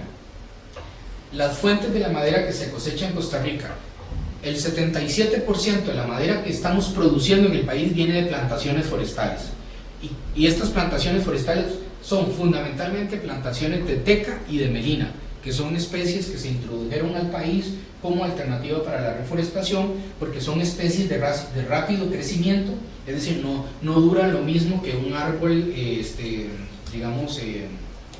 nativo del territorio, sino que son árboles que en vuelta de pocos años han desarrollado un fuste, es decir, un tamaño y un grosor apropiado para la explotación maderera. El 17% de la madera que estamos utilizando viene de terrenos de uso agropecuario, y solamente el 5% son de bosques, que obviamente quienes explotan esta madera de bosques nacionales tienen que pedir los permisos correspondientes, etcétera, etcétera, ¿verdad? Pero es importante ver que la mayor parte, casi el 80% de la madera viene en plantaciones forestales. Ahora, ¿en qué se está usando esa madera? Casi el 50%, ustedes pueden ver en estos datos, estos son datos de la Oficina Nacional Forestal, de acuerdo con el reporte de usos y aportes de la madera en Costa Rica del 2016.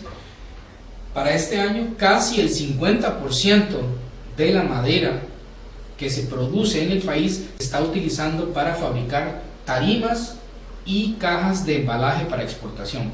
Si los chicos que nos escuchan tienen claro, las tarimas son estas estructuras de madera que se utilizan, que las pueden ver en los supermercados, sobre las que hay cajas que las levantan con una máquina para poder estibar y todo.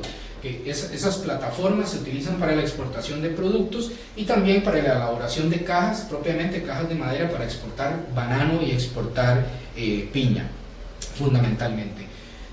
Solamente el 25% de la madera que se está produciendo está utilizándose en construcción, y mucha de esta madera no se utiliza directamente en la construcción de viviendas, porque el uso de la madera en construcción ha ido o fue perdiendo el campo, la batalla contra el metal, ¿verdad? Y contra otros materiales sintéticos, sino que está utilizado en construcción, tiene que ver sobre todo con, por ejemplo, formaletas y reglas que se utilizan en el proceso de construcción pero que después se desechan, ¿verdad? Fabricación de muebles solo el 9%, exportación de madera como tal y productos de madera el 18%, y en otros usos el 0,3%.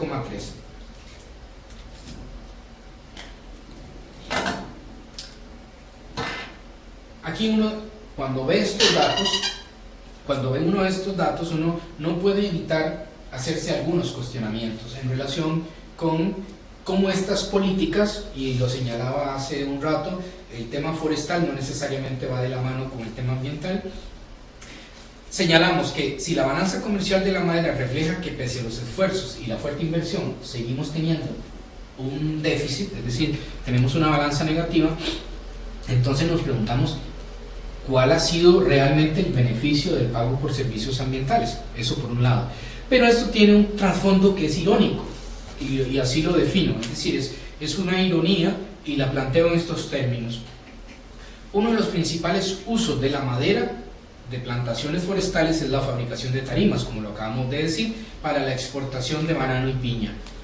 Y algo que tenemos claro, y basta con que los estudiantes entren a internet y busquen información sobre esto, se van a dar cuenta que en la actualidad la producción de piña es uno de los productos más contaminantes del territorio nacional. Pero además es un producto que está avanzando en distintas partes del territorio, que está desplazando a otras producciones e incluso desplazando bosques. Particularmente sabemos que la expansión piñera arranca en la zona de Buenos Aires de Punta Arenas, en el sur del país, y hoy día tiene un fuerte frente de colonización en los cantones fronterizos en la parte norte del territorio. Hoy La Cruz, Upala, Guatuso, Los Chiles y Sarapiquí están invadidos de piña, y eso tiene efectos negativos sobre el ambiente, particularmente no solo sobre la deforestación, sino sobre la contaminación de aguas. Si ustedes viajan por estos cantones o nos están escuchando desde algunos de estos lugares, conocerán y se darán cuenta de que casi todas las plantaciones de piña que hay en estos cantones están cerca a la orilla de fuentes de agua. Y todos los componentes químicos que se generan y que se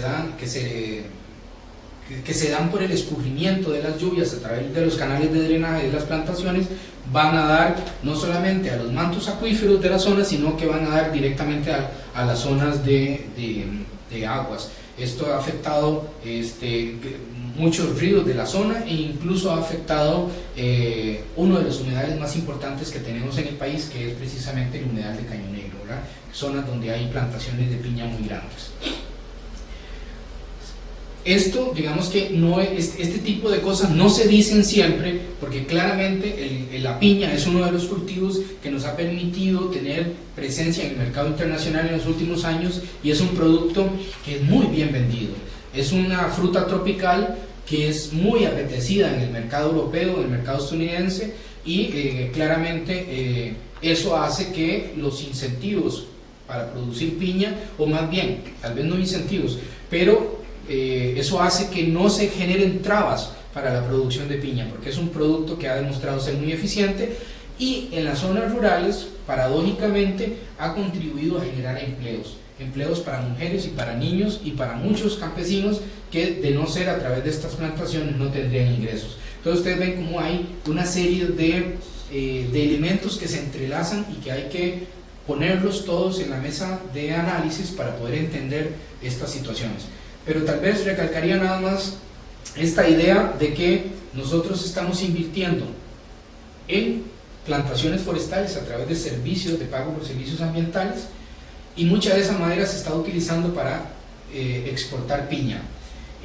Si estas empresas piñeras no tuvieran el acceso a la madera costarricense para todas estas tarimas, tendrían que importar madera, lo cual saldría más caro, o tendríamos que deforestar más bosques para poder tener la madera necesaria para estas exportaciones. En este sentido, hay aspectos positivos de este proceso, pero también hay aspectos negativos, ¿no? Aquí, digamos, como para síntesis de esto, hacemos una quinta lectura, y es que el pago por los servicios ambientales está contribuyendo decisivamente a la reforestación, a la conservación de los bosques existentes y a la explotación de productos agrícolas. Pero no es claro quiénes están beneficiando concretamente el pago por servicios ambientales, no hay estudios que lo demuestren claramente. Y un elemento importante también de considerar es que las plantaciones de teca y melina, como bien les decía antes, son plantaciones de rápido crecimiento, pero son plantaciones que son muy demandantes de agua. Entonces basta ir por alguna de estas zonas y pasar por donde haya una plantación de teca o melina y ustedes van a ver el suelo completamente cubierto de hojas secas. Ahí no hay vegetación, ahí no hay naturaleza que nazca debajo, porque simple y sencillamente, por un lado, la sombra que generan, y por otro lado, la necesidad de agua que absorben estas plantaciones evita que haya otro tipo de convivencia biológica, ecosistémica dentro de estas áreas. Entonces, ese es uno de los cuestionamientos que existen también en relación con esto. Ahora, la conservación, y esto que hemos venido viendo, está íntimamente relacionado con el tema económico. Este es un dato que no les había mostrado, lo dejé para incluirlo en esta parte. Este gráfico nos muestra la cantidad total de hectáreas que se fueron incorporando cada año a las áreas silvestres protegidas, desde 1955 hasta el 2017.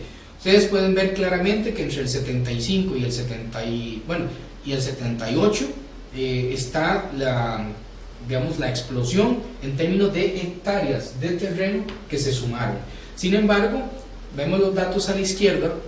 En la década del 70 se creó el 23,43% de las áreas silvestres protegidas con que se cuenta hoy día. Entre el 80 y el 99 se crearon 71 áreas protegidas, que es decir, el 55% de las áreas con que cuenta el país en la actualidad. Solo en 1994, tal vez vemos que la barrita de 1994 no es tan grande, porque lo que miden son las hectáreas, pero en términos de cantidad de áreas protegidas, solo en el 94 se crearon 24 áreas protegidas. Eso significa que se crearon 2 áreas protegidas por mes. En un país que está enfrentando una situación de crisis internacional, recuerden que la crisis de los hidrocarburos en Costa Rica explota sobre todo en el gobierno de Carazo, y le toca justamente al gobierno de Monge entre el 82 y el 86 hacerle frente a esa crisis, y justamente en el momento en que le estamos haciendo frente a esa crisis, el Estado tiene la capacidad de crear 24 áreas protegidas.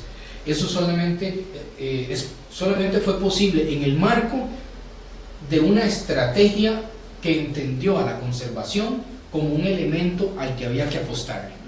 ¿Por qué? Porque la conservación iba a ser un elemento motor de la economía nacional. Hoy día, según la página del SINAC, hay 128 áreas silvestres protegidas públicas, es decir, que son creadas desde el Estado, y hay más de 200 áreas protegidas que forman parte de la red de reservas privadas del país. Estas reservas privadas cubren alrededor de 80.000 hectáreas por ahí, Pero lo importante aquí es que también todas estas áreas protegidas, protegidas privadas, se favorecen de toda la estrategia de difusión estatal en relación con el turismo, ¿verdad? Hay que tenerlo claro también. Es decir, no solo estamos protegiendo desde el punto de vista del Estado, estamos protegiendo en el sector privado, y el sector privado está siendo beneficiado por toda la dinámica y el impulso que el Estado le da a esta dinámica. Y el turismo, recordar que ha sido una importante fuente de ingresos para el país, y entonces... Claro, lo vamos a ver aquí más adelante. Claro.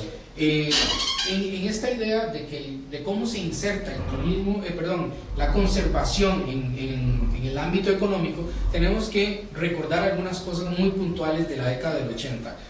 Tenemos claro que el modelo de sustitución de importaciones no funcionó, o al menos fue ineficiente. En parte, la ineficiencia del modelo de sustitución de importaciones obedece a que estuvo supeditado al éxito del mercado común centroamericano, y en la medida en que el mercado común centroamericano no fue lo que se esperaba, este modelo de sustitución no logró generar suficientes divisas para el país y demostrarse como un modelo viable. Y por el contrario, seguimos dependiendo del café y el banano durante todo este periodo, ¿verdad? Lo que mencionaba antes, la crisis de los hidrocarburos. Aunque la crisis de los hidrocarburos eclosiona, digamos, en el 73 propiamente, el tema de las exportaciones, lo que se llamaron los petrodólares en aquel momento, etcétera, contribuyó a que la situación de crisis no llegara a ser tan dramática en el país durante los 70s. Pero en los 80s ya no se logró sostener, y en los 80s la inflación superó el 80%, el salario cayó en un 40%, el desempleo creció en un 10%, y una de las cosas que es lo que más recuerda a la gente adulta es la devaluación de la moneda, ¿verdad? Que hubo una devaluación del 500%. Entonces se pasó como de 6 colones por dólar como a 60 colones por dólar en ese, no recuerdo el dato exacto, pero fue una devaluación muy fuerte, y eso es parte de lo que recuerda a la gente. Y bueno, y en el marco de esto hubo una carestía de alimentos básicos, y la gente también recuerda haciendo filas en los estancos para poder comprar una libra de manteca, arroz, etc.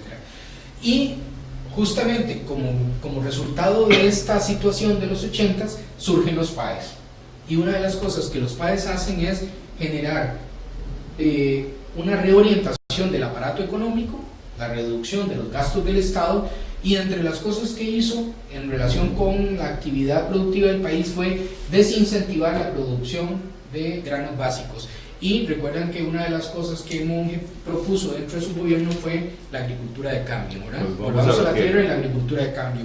Pero entonces está claro que para un productor de frijoles o de maíz en una zona periférica, ya sea en Limón, en el Pacífico Sur, en Guanacaste, en los Chiles, etcétera, era muy difícil dejar de ser productor de frijoles para convertirse de pronto en un productor de maracuyá o de chayote o de otras producciones.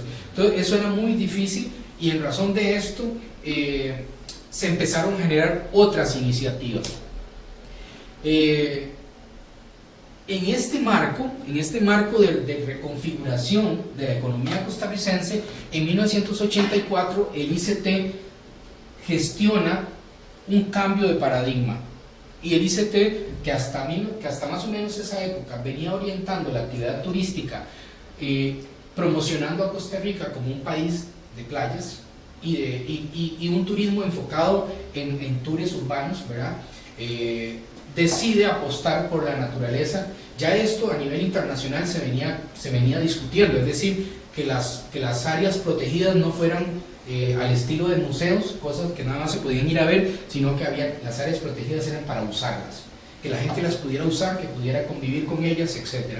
Entonces, en el marco de todas estas discusiones, el ICT modifica su enfoque y lo dirige hacia la naturaleza. Y esto es muy significativo porque, por ejemplo, proponen ver a Costa Rica como algo solo natural, ¿verdad? Y este enfoque del ICT empieza a irse modificando desde los 80s y en los 90s particularmente, promocionando a Costa Rica no solo desde el punto de vista de la naturaleza, sino incluso de la actitud que tenía la sociedad costarricense hacia la naturaleza, creando un escenario y una atmósfera donde nos hacía ver a nivel internacional como un país, ¿cómo se llama?, muy amigable con el ambiente, ¿verdad?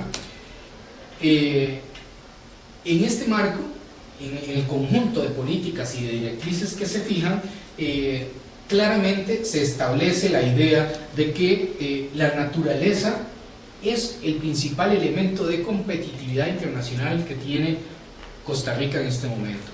Como vamos a ver ahorita, las producciones de productos de exportación tradicionales tendieron a caer y la actividad del turismo empezó a ser fundamental.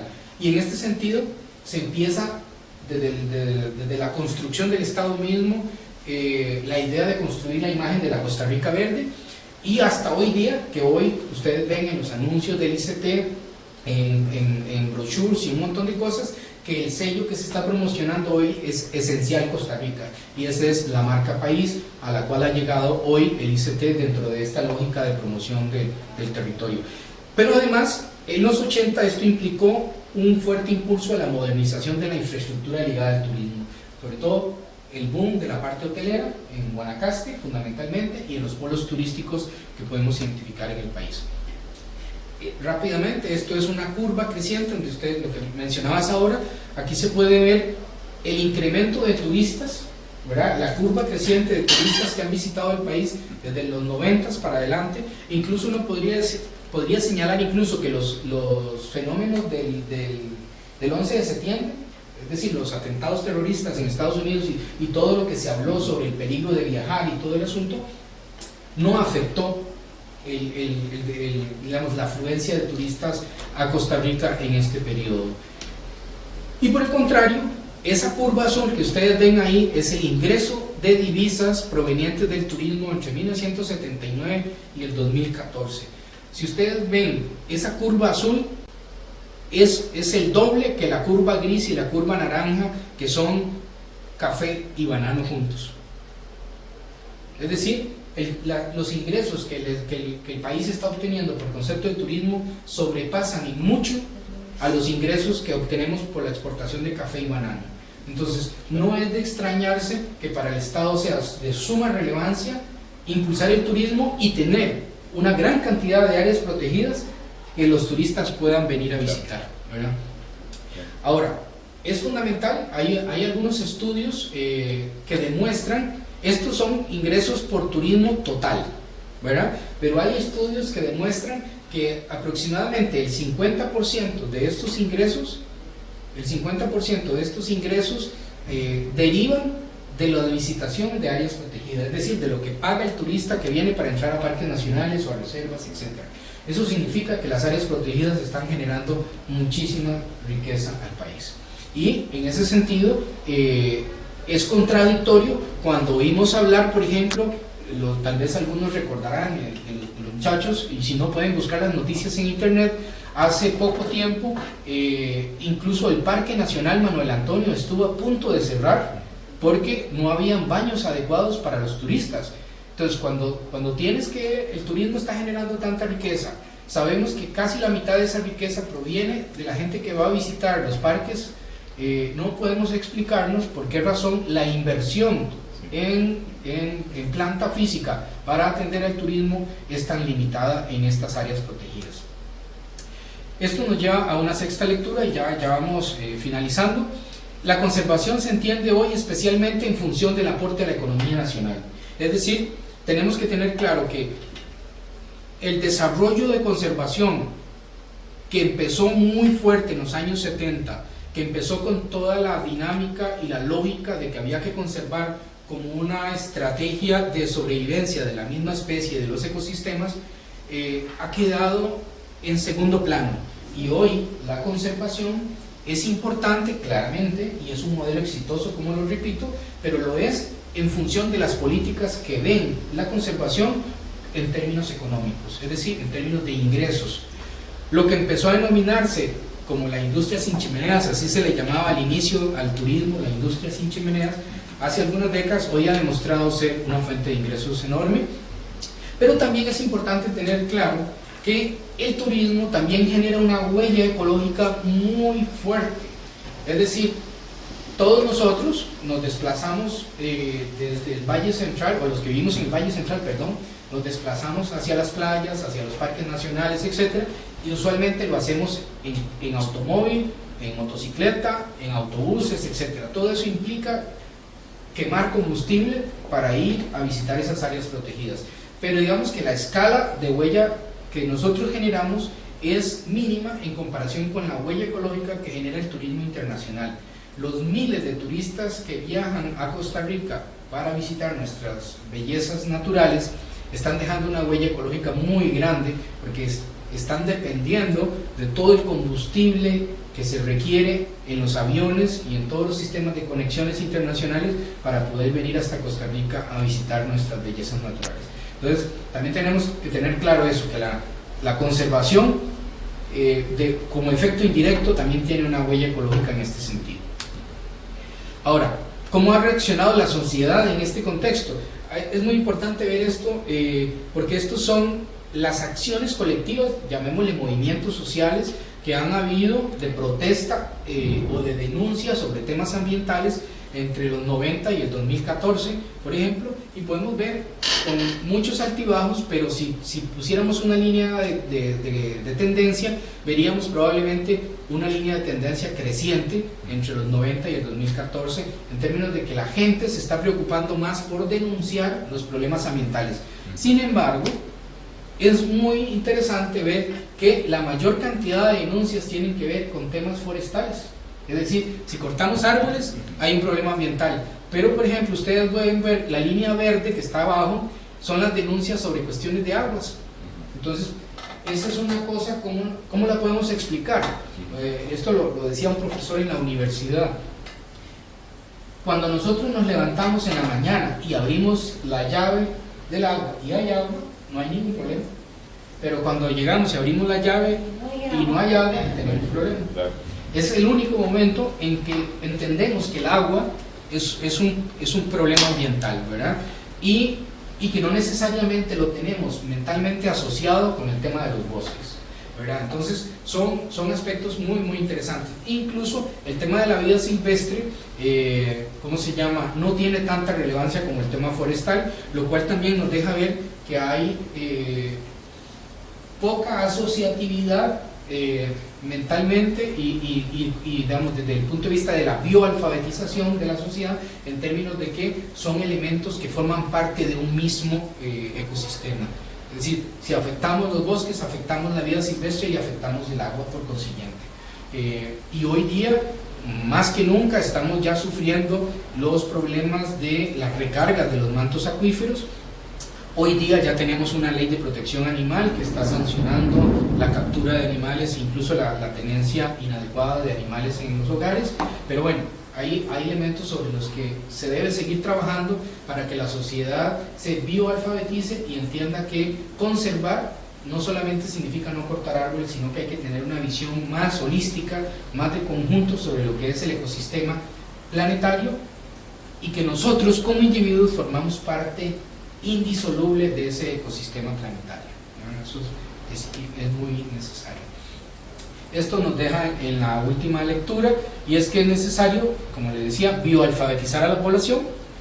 Los problemas ambientales son muchos y de muy diversa naturaleza. Hay muchos conflictos sociales que se originan en diferentes partes del país que tienen contenido ambiental, es decir, son problemas entre personas, entre comunidades, que tienen como trasfondo un problema ambiental. Por ejemplo, hoy día estamos viviendo problemas en la zona de Grecia, Atenas, San Ramón, Palmares, porque son comunidades donde hay problemas por el suministro de agua, y eso tenemos que empezarlo a entender, porque son conflictos sociales que tienen un contenido ambiental de por medio. Institucionalmente es necesario reforzar los mecanismos de vigilancia y control de las áreas silvestres protegidas, pero también es necesario involucrar más a la gente en los beneficios que aportan las áreas silvestres protegidas.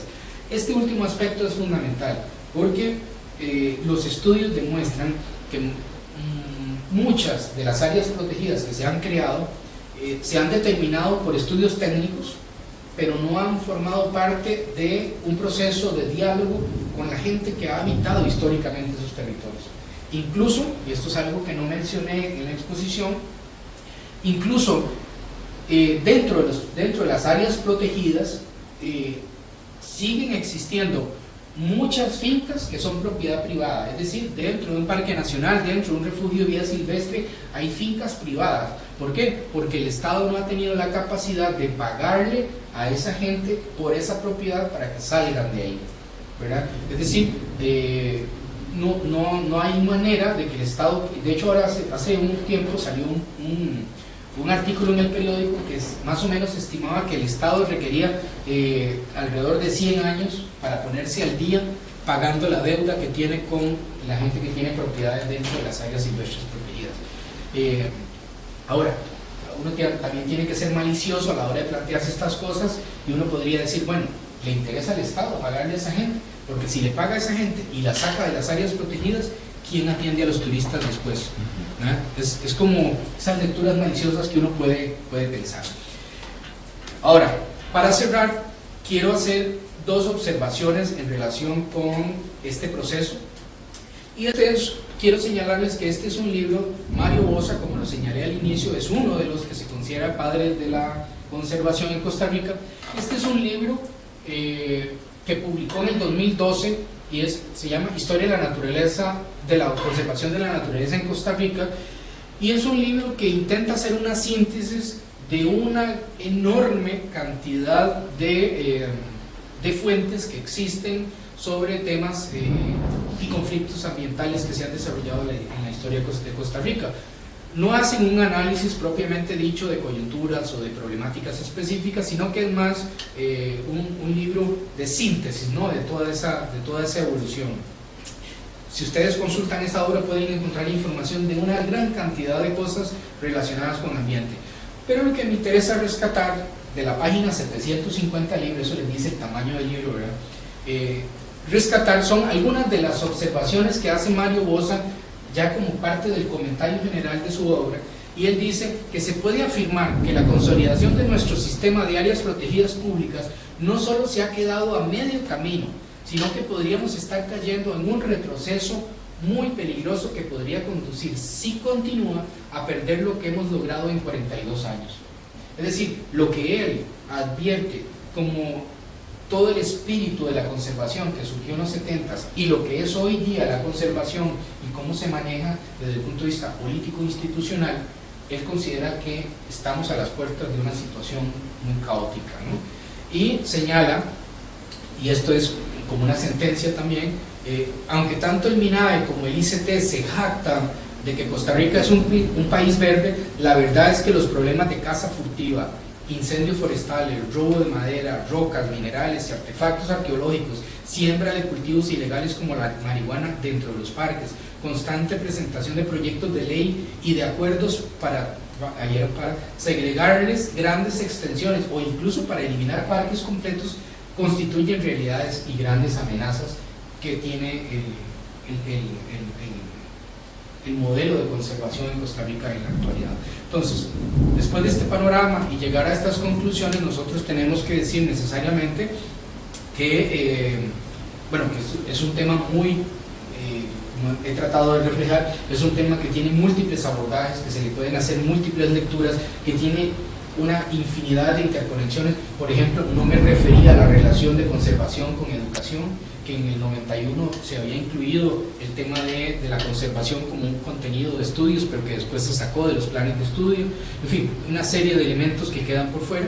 Pero bueno, el asunto es que uno puede llegar solo a conclusiones parciales en relación con este análisis, y una de esas conclusiones parciales es que efectivamente estamos ante una necesidad urgente de conservar para resolver el problema de crisis planetaria.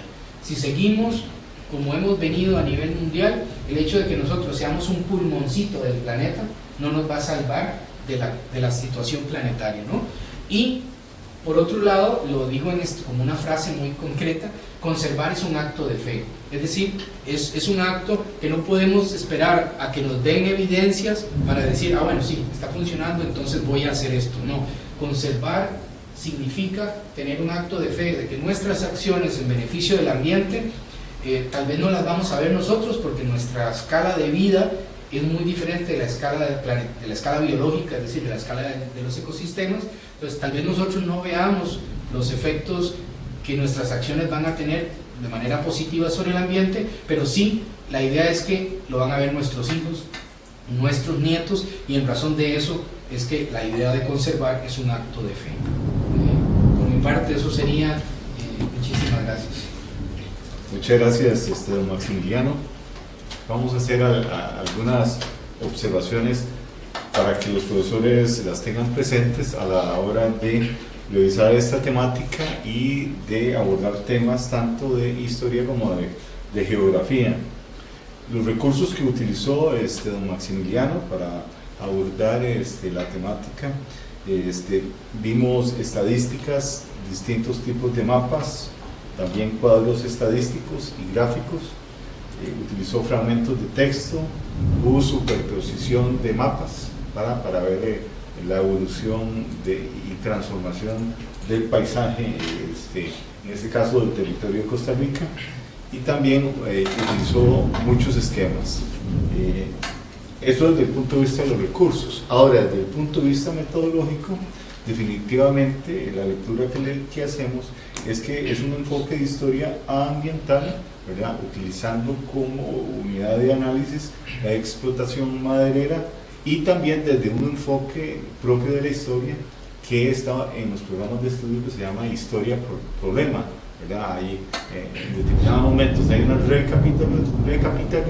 recapitulación, ¿verdad?, temática, y luego hay unos cuestionamientos, ¿verdad?